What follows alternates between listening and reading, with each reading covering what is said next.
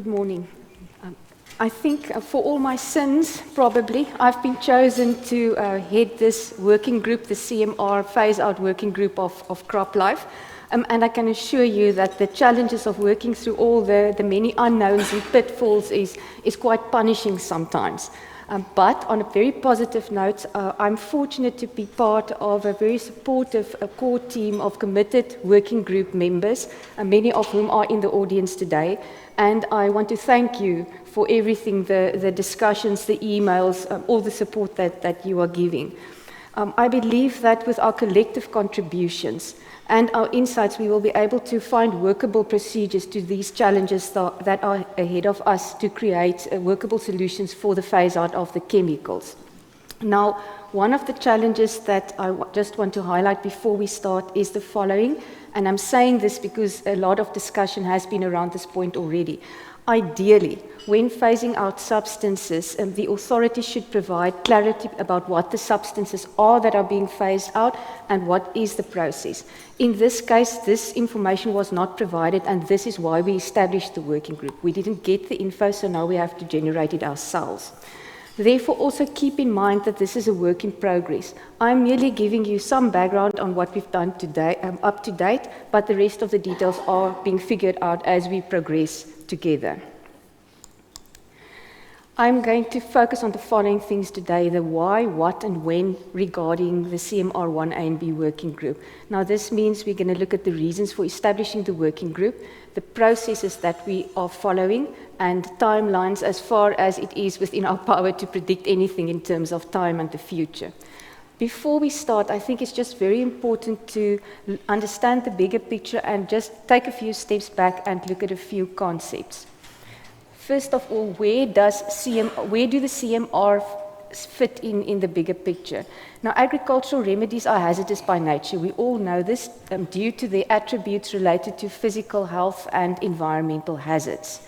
And if we look at the health hazards particularly, there are many. We all know about the acute oral dermal inhalation toxicity, skin and eye irritation, all those acute tox tests that we also need to take into account when registering our products. Skin and respiratory sensitization, and then, in bold, carcinogenicity, mutagenicity, and reproductive toxicity. So this is where CMRs fit into the bigger picture.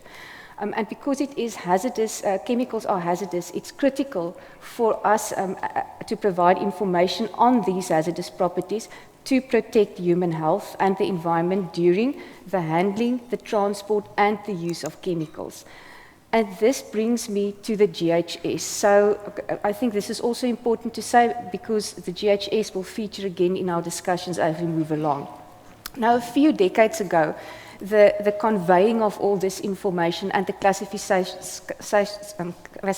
systems, each party in the world had their own system running basically. But in 1992, the United Nations said, together with a group of experts, we cannot continue like this. We need a harmonized system. And this is where the globally harmonized system for classification and labeling, the GHS that we're all talking about, has come into being.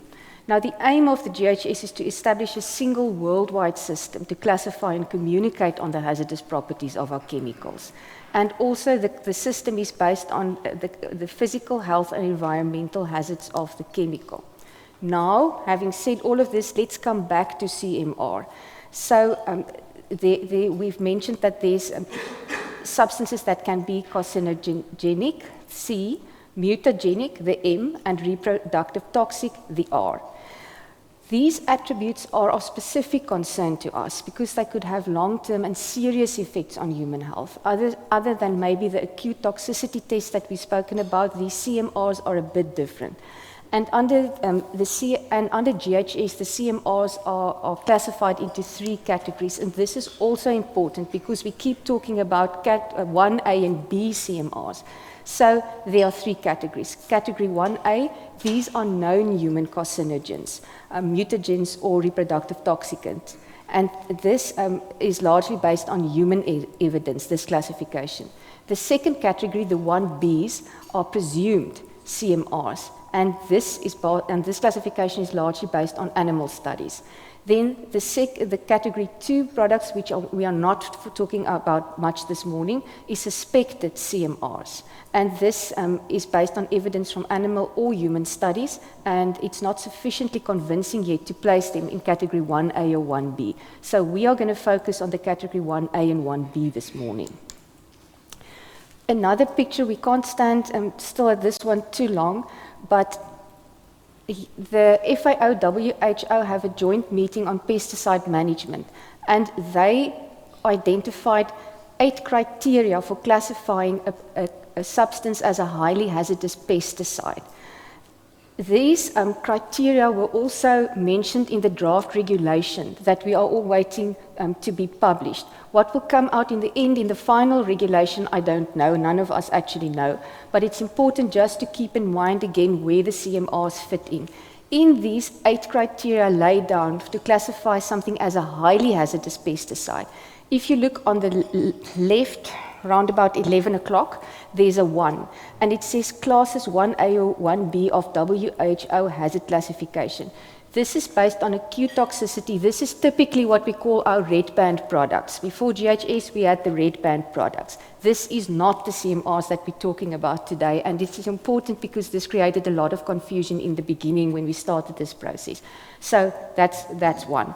2, 3, and 4 on this slide. In the top, at 12 o'clock, about 1 o'clock, and 3 o'clock, you will see these are the category 1A and B carcinogens, mutagens, and reproductive toxic substances, which we are going to discuss today. And then the rest of the 8 classes is the Stockholm and Rotterdam Conventions that we all know about, Montreal Protocol, and then a very hazy class or criteria number 8, severe or irreversible adverse effects on human health or environment. It gives me nightmares, so I'm not going to talk about class 8 either today. Okay. So, why did we establish this working group? Now, the precipitating event was the publication of this letter, and I will enlarge it on the next slide for you to see better. But on the 14th of April, the registrar of Act 36, the registrar from this point forward, published this letter or circulated this letter to CropLife, and then which was circulated then to the members. I would like to focus on the text in green at the bottom. I've underlined a few things I think we just need to be aware of or consider. First of all, the registrar says the letter is to inform you that he intends to prohibit the use of CMR, active ingredients, and their formulations. So this, again, I highlight because it has been a point of debate.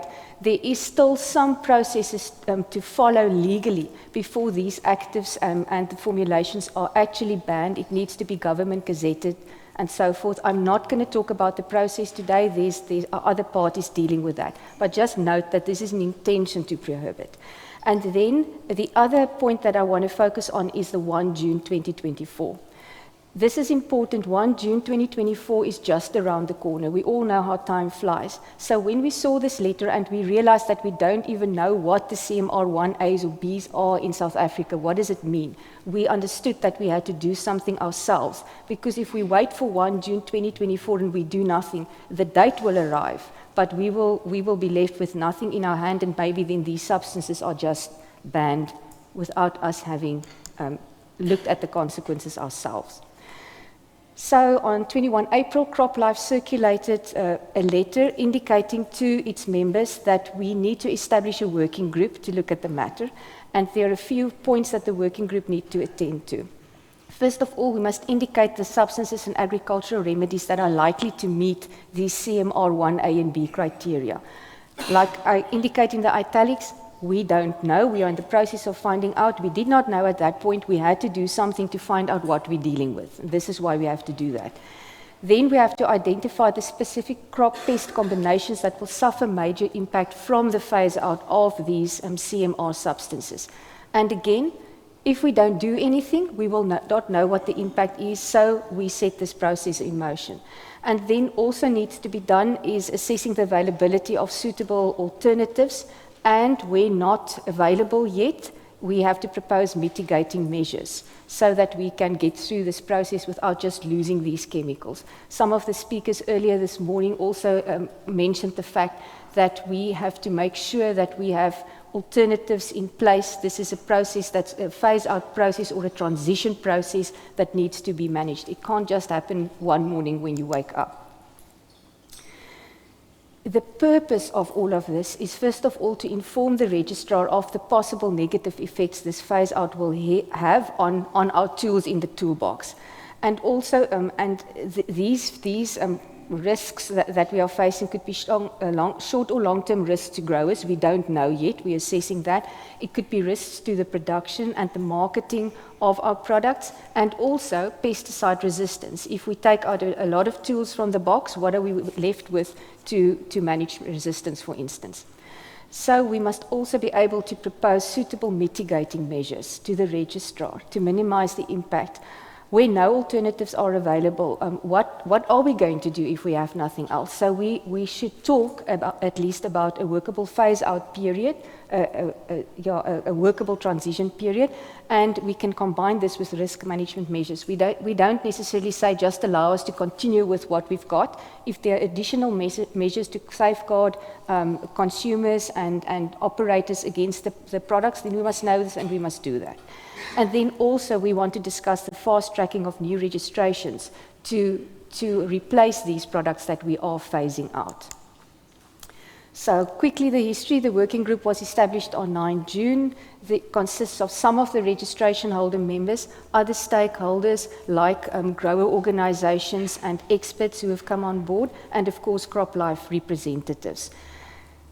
To see just more or less what we're dealing with, we did a first draft list of CNR substances from the ECHA database. Now, I've got 2 slides to talk about the sources consulted later. We will get to this, but that is what we've done, just to get a quick feel for what are we dealing with. And then, as the registration holders do their GHS classifications, we update the list anyway with their final classification. So ECHA was just a quick look in the beginning. We are updating with actual GHS classifications. Second meeting was on 23rd of December, where we agreed about a procedure to follow, and I hope that we can have the next meeting in January 2023. This has not been discussed or arranged. I just feel that we should get together again in January to evaluate all the information we've gathered so far and discuss our next steps. And also important to say is CropLife keeps the registrar informed throughout this process of the progress of the working group. So it's really important to understand that there is a communication with the registrar, because that is part of the solution, is if we can foster good relationships and work together on solving this problem. Complicated maybe, but I just wanted to highlight a few things. There are 4 main steps that the group is doing. I've already indicated to you the green one, that we identify the substances of concern. The yellow block below is we identify the crop pest combinations, and I will talk some more about both these aspects. Then once we have identified the essential uses, let's say for instance we see that mancozeb cannot be lost for the use of in certain crops for certain targets, then the suggestion is that we put together a subgroup consisting of the registration holders that actually want to motivate and support this motivation to maintain a certain substance for a longer period, and put together science-based evidence to bring a motivation for the longer phase use of a product. And then the orange at the bottom is very important. We need to discuss with the registrar various things: the motivation for possible extension once we have information, fast-tracking solutions, mitigating measures, and also proposals for co-formulant phase-out. These will be the last the last point I discuss is the co-formulants, but I think it's a very important one because we are focusing a lot on the active ingredients that we are going to lose, but we mustn't forget about the formulated products we are also going to lose if we don't do something about it. So those are the 4 main activities. The timeline I've indicated to show you 2 things. It's going to take a long time. This is not a few weeks process. We must know that. And the processes will be ongoing way into 2023, I believe, for at least the green, the identification of substances of concern, and also the identification of crop pest combinations that are under risk. And then the other actions will also keep flowing for a long period. also important for me is that you note these things are not happening stepwise. When the one is completed, we start with the next. They overlap and they will be running simultaneously. That is just the way life will be at this stage.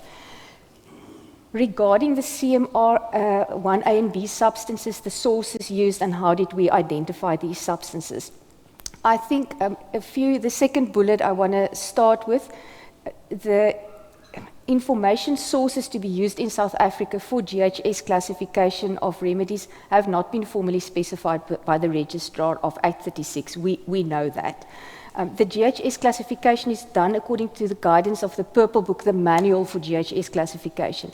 And this also, to my knowledge, does not specify or require a specific information source. The Purple Book does not say you have to use ECHA and you can't use anything else. So this is basically what I'm meaning here. So various sources of information can be consulted for GHS classification. And very important, it is the responsibility of your expert that is doing your GHS classification to consult reputable and relevant sources and interpret the information when they do the classifications to say something is a CMR 1A or 1B. That is up to that expert, or if you are the expert yourself. You must make sure that you do it correctly and with the right sources.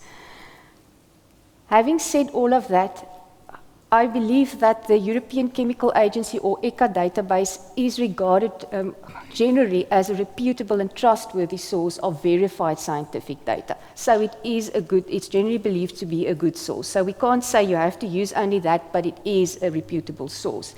And also it is being mentioned in some other regulations and declarations related to other government departments. It's just a point that I want to leave. Some other people are already talking about ECHA. So for this reason, because ECHA is a reputable source, we did the first draft of our list just using the ECHA database to get a quick answer.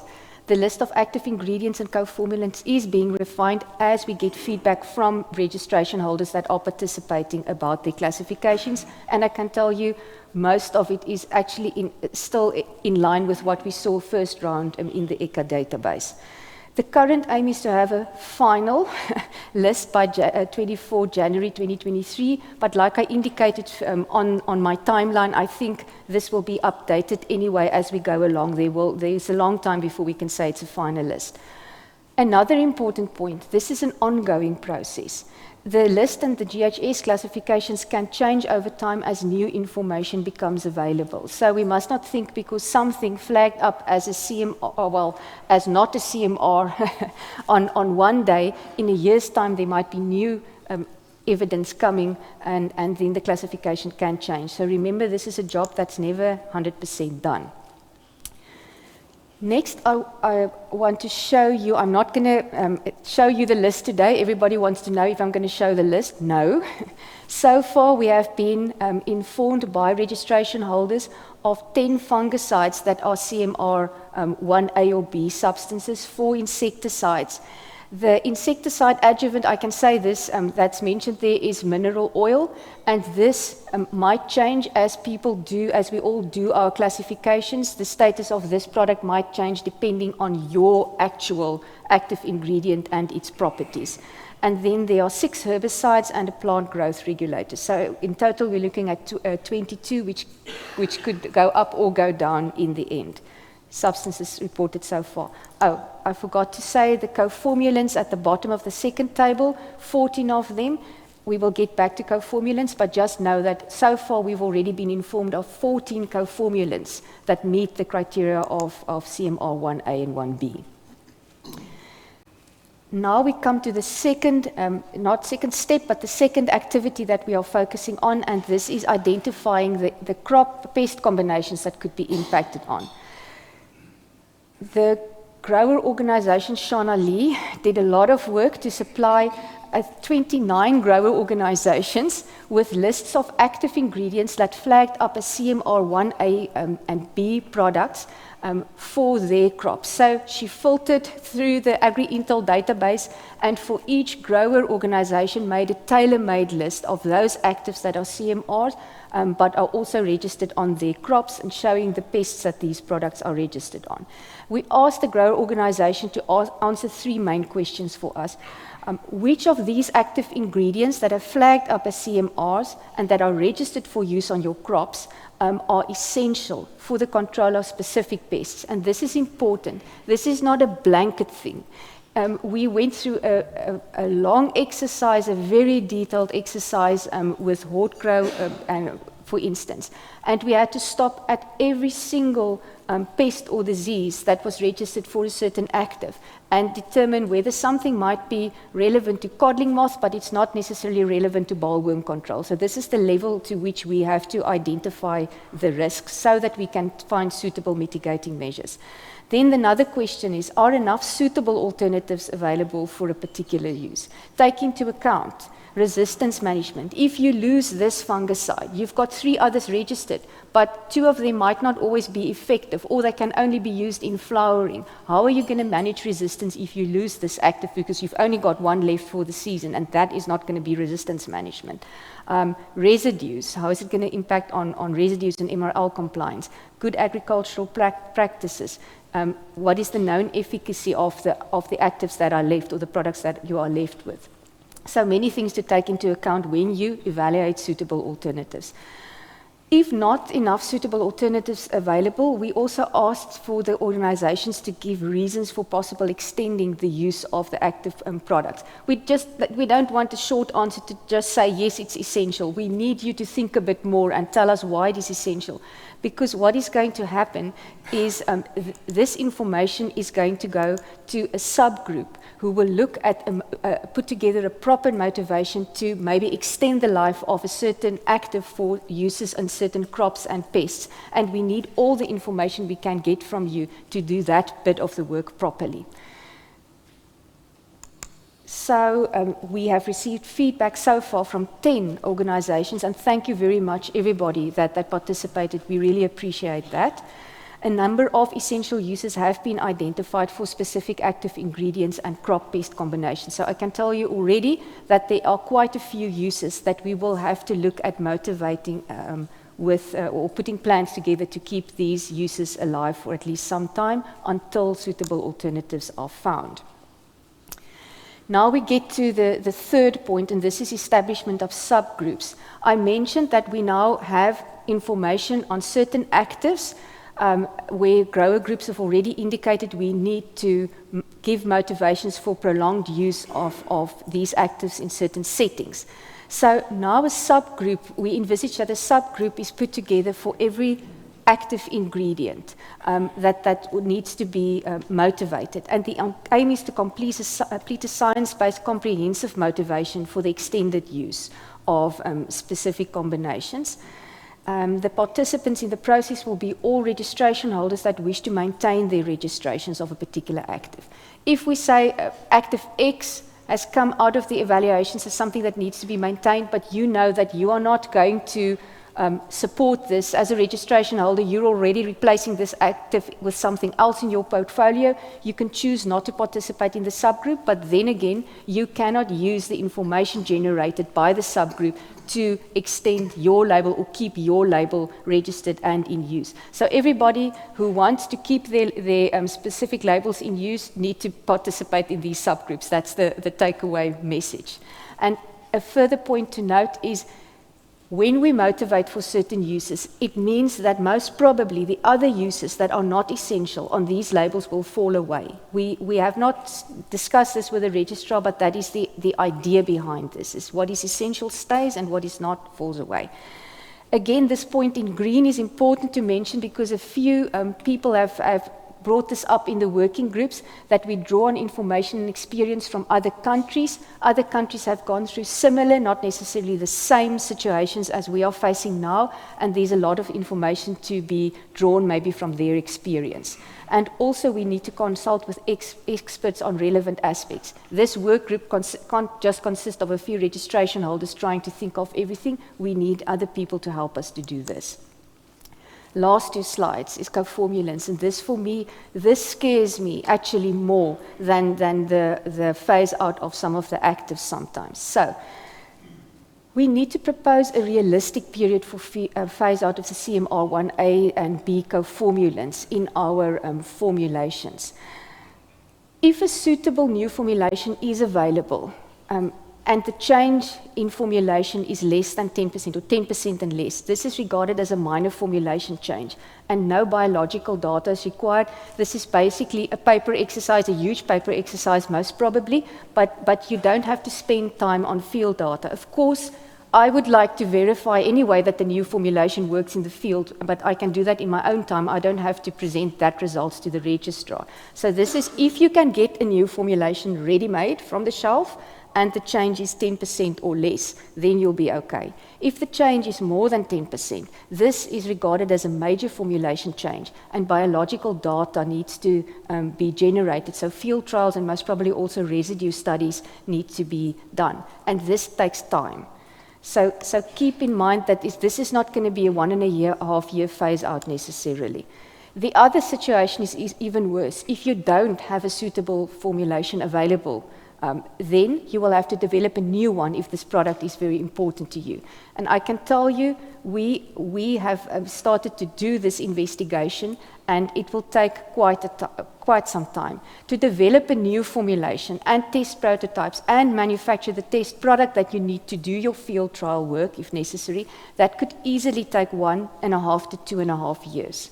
If something goes wrong with the first prototype that they make for you in the lab, then they have to start over. So don't bargain on the fact, if people tell you it's going to take 6 months, I've got a new formulation for you, be scared, because it's probably not going to work out that way.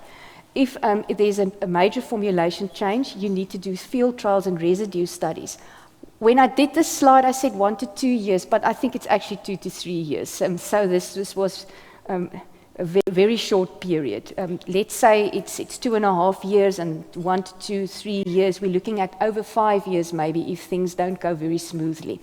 And then there's submission of registration, the waiting period. We are hoping that we can negotiate a fast tracking, but I'm just saying this is my hope. I'm not saying this is going to work. So the registrar will be requested to fast track the registration of new formulations as well.